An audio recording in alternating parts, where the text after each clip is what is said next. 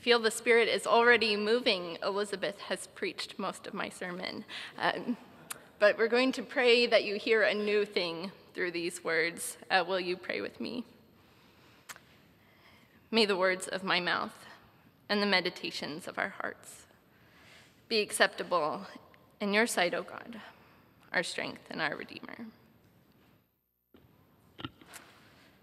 Amen. So it's a little hard to preach this week after such a powerful service last week in Sheridan.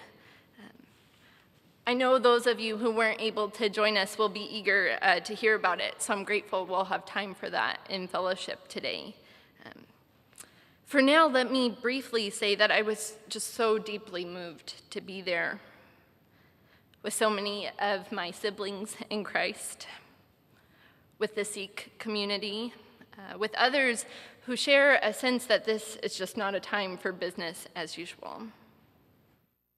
I was and remain so grateful for the opportunity to have gathered there, to sing and to pray, to protest, to lament, and to eat. The food after the service was awesome, and the fellowship exciting. But I can't not tell you this part, that it was also very difficult to be there.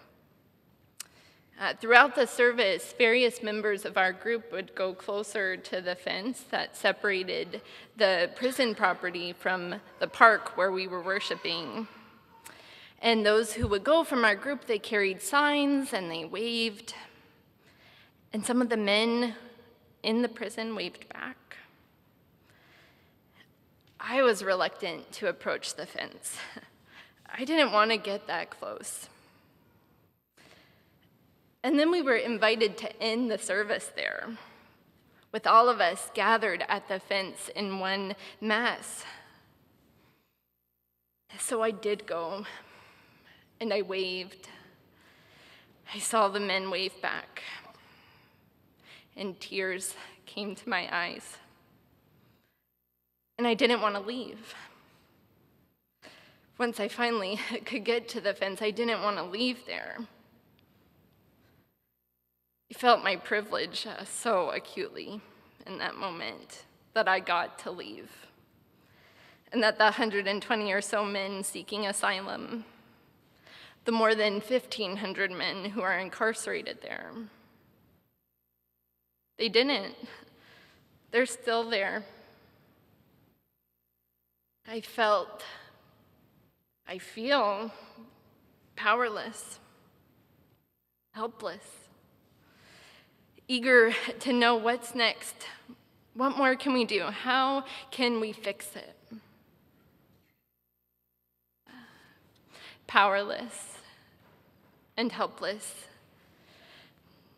These are feelings that I know intimately. I feel them daily in my work as a hospital chaplain. I know what it is to sit with families who are inconsolable as their loved ones are dying. And I can't change that. I know what it is to sit with someone who's scared because their foot's about to be amputated. They don't know what it's going to be like to live without a part of their body that's always been a part of their body. And I don't know what to say. I work primarily with individuals who are having acute mental health crises. So I know what it is to sit with someone who feels hopeless, and not kind of run-of-the-mill hopeless, but can't see a way out, don't know if it's ever going to get better, hopeless. I know what it is to sit with someone who has bipolar, recently diagnosed, and wonders, what will that mean for the rest of my life? I know what it is to sit with someone whose psychosis is so acute that they're not permitted to leave our unit, and they just don't understand why. And there are no words for any of it. I can't fix it. Death physical illness, mental illness, even spiritual distress, which is supposedly my expertise. I can't fix any of it. Powerless, helpless. Yeah, those are words. Those are feelings I know acutely. My stomach twists. I breathe in, and as I'm trying to exhale, the breath gets caught right here. Because there are no words. There are no magic words that will make it all better. And as I was beginning my chaplaincy training, when I first felt this feeling of powerlessness, breath caught. Ooh, I could not handle it. I felt like what I imagine the disciples felt when they were on the boat in the midst of that storm, tossed and thrown side to side across that boat, water spilling over, scared, crying, powerless, helpless. Just have to do something. They can't endure it any longer. Teacher, the disciples cry, do you not care that we are perishing? They don't know what will happen when they wake Jesus up. They just know that they have to wake him up. They have to say something, do something. Love what Elizabeth said, come get an extra bucket and help bail us out, please. They can't stand to be tossed and turned for one more moment without just trying something. Yeah, I get that. My very first unit of training for chaplaincy was 8 years ago now. And let me tell you, I knew where to get the cold water. Because getting someone a cup of cold water when they're crying and scared is a great way of doing something. It's a great way to feel like you have some power in that situation. Feels helpful. And in my early years, I knew how to exit the room quick when someone cried out in pain. Let me go get your nurse. I think we can fix this. Let me be helpful.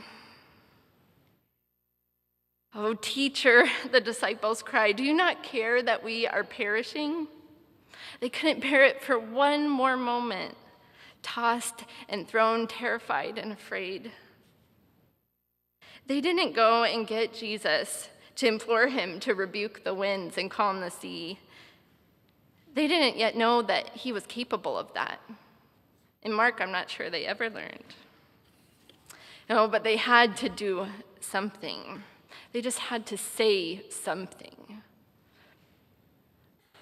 I get that, and I imagine you do too. We are not so unlike the disciples. We can't stand to rest in powerlessness. We can't stand to sit still for a moment in helplessness. In the boat, at Sheridan, in the hospital. You name it. I imagine we've all been there. But let me tell you something. A little further into my career now, I know something different. I know that resting in powerlessness, there is nothing more powerful. I know that resting in powerlessness, there is nothing more powerful.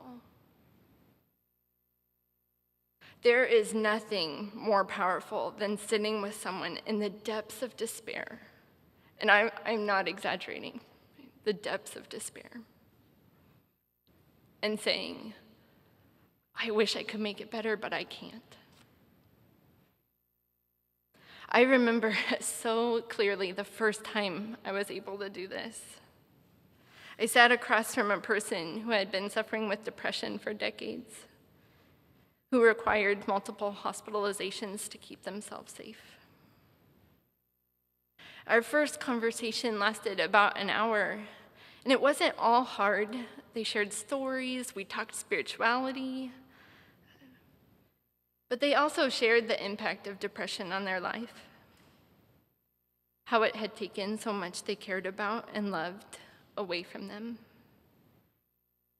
They wondered if life was still worth living.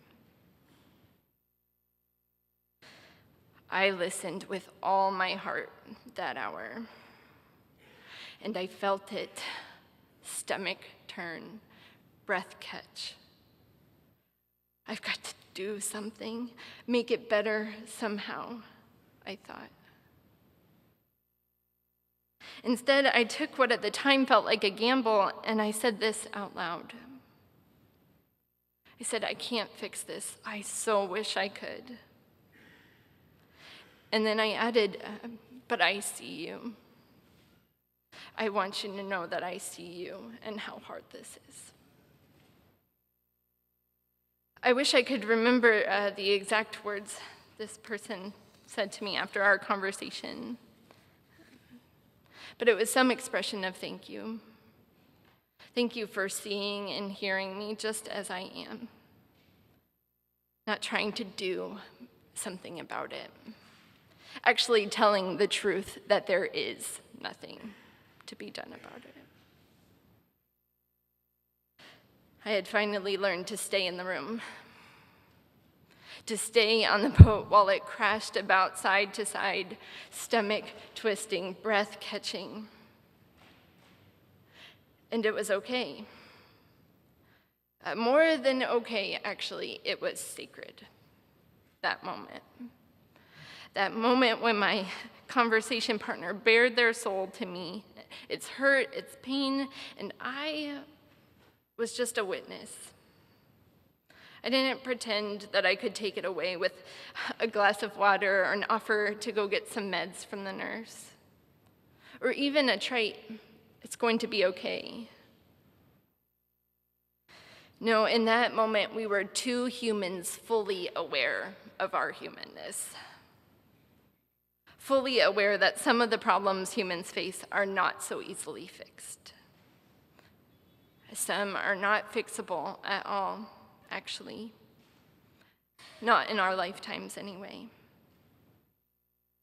We were two humans fully aware of our fragility, of our mortality, of our ultimate powerlessness in the face of our fragility and our mortality.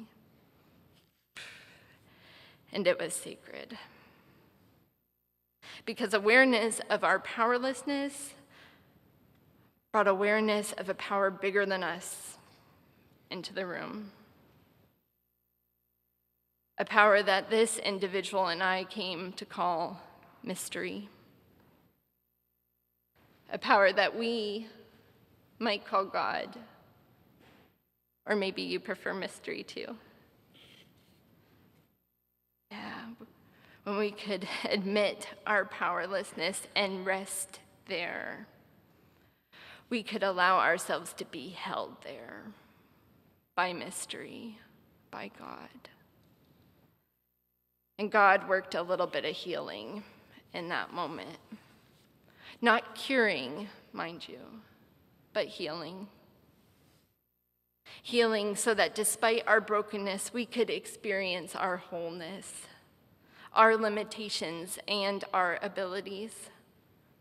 I can't fix this, but I see you, and I can walk with you for a bit. Healing that wouldn't have been possible had I tried to accomplish it myself. No, my powerlessness needed to meet God's power. Why are you afraid? Have you still no faith? Jesus asked the disciples. Don't you know that I've got you? That no matter what happens, you are held in the hands of God. No matter what happens. It's okay to be scared. I can imagine the chaplain version of Jesus saying, "But rest with me a moment in that.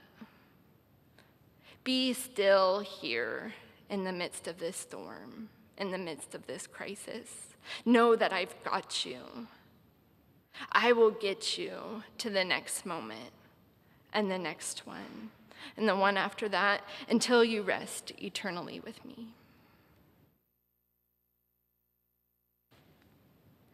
There is nothing more powerful than resting in powerlessness. It is sacred. I feel so fortunate because moments like this happen at the hospital all the time for chaplains and patients, but for doctors and nurses with patients too. Stomach twists, breath catches. There's nothing more to do, maybe, at least for a bit. And there's certainly nothing that can make any of us more than human, ever. Nothing that can take away our fragility, our mortality. Powerless, held by the most powerful. You don't have to be at the hospital to experience this. You may have experienced it last week, like I did at the fence. Or this week, right? One more mass shooting, Kennedy's resignation, toddlers going to their own deportation proceedings. Or maybe there's something happening in your own personal life, right? An illness, a death, stress that just grows, stomach turning, breath catching. I can't fix this. And then maybe you're like me and you take a turn. You say, okay, maybe I can't fix this, but here's what I can do. I can go to the rallies. I can call my representatives. I can write letters. I can donate money, on and on. Or I can't bring my loved one back, but I can honor them. I can keep going. I can tell their story, and on. Yes, we can do all of those things. But as a chaplain, may I offer us permission to pause first? May I offer us permission to rest in powerlessness, to feel stomach turn, breath catch. We might find that before we do something, our bodies need something. We might find that our bodies need to cry, to scream, to wail, maybe laugh. The author on the quote on the front of your bulletin, the thing he most needed after his wife's death was to wail. As you sense your powerlessness, I wonder, what does your body need? I wonder what would happen if we let ourselves rest here a moment. Let God meet us here. Let God's power heal us. Maybe not cure, but heal us. So that we have the thing we need to get to the next moment, and the next one, and the one after that.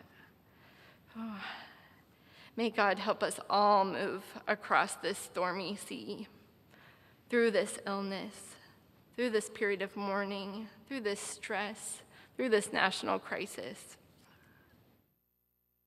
Let us let God help. I believe that's the only way that we're going to get to the other side. Amen.